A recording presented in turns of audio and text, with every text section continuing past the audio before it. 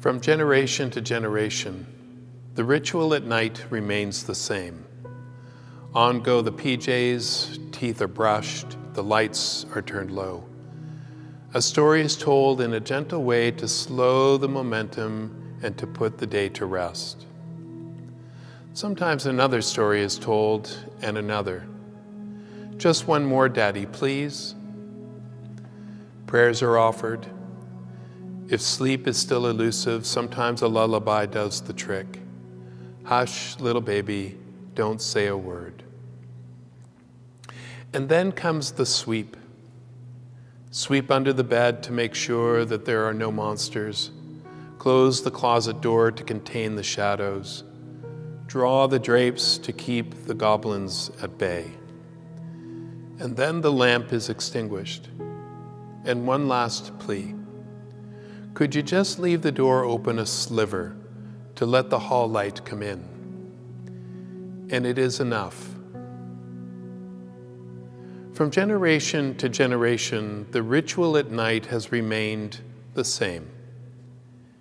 It doesn't take much for me to return to the age of 3 or 4 and to remember how dark our bedroom was, how the old floorboards used to creak in the night, how the windows rattled with the wind and the steam pinged in the radiators. But for my active imagination, the bumps in the night were scary beasts and spirits that were ready to pounce. And yet, the lingering story, the gentle voices of my parents down the hall, mingled with the light coming from beneath the door, it was enough.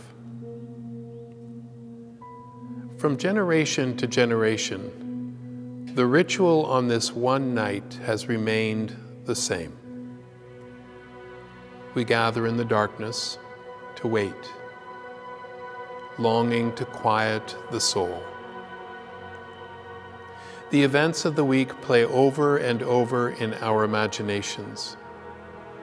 Bread broken, wine poured, betrayal, denial, crucifixion, breathless silence, and rumbling thunder. A man, God's own Son, lives his life journeying knowingly, willingly towards a painful, shameful death. He walks the dusty roads of Galilee, teaching, preaching, healing, loving, and then lastly walks the cobbled streets of Jerusalem, aching, hurting, damaged, dying. And we walk that journey with him this week.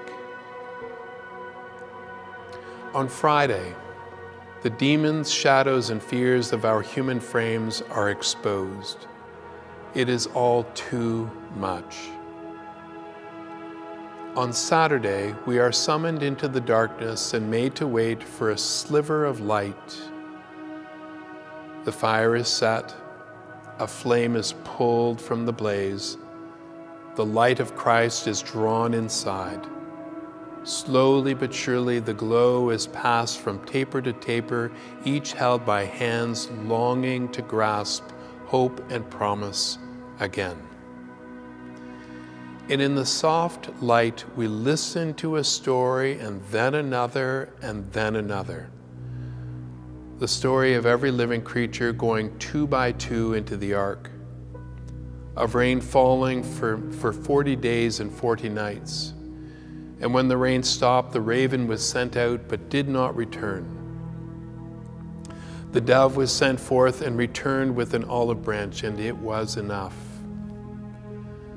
Of a valley of dry bones being pulled together with sinew and muscle, ligament and tendon, rattling and pinging and giving breath by God.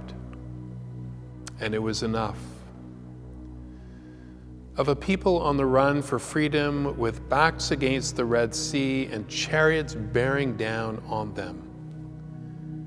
And Moses raised the staff to part the waters for an escape to the promised land, and it was enough. And with each telling of each story, we remember the promise of God's redemptive love. Water is poured. Prayers are offered. Baptismal promises are renewed. And then comes the moment, before the dawn, when the old words would be spoken, no, proclaimed. Alleluia, Christ is risen.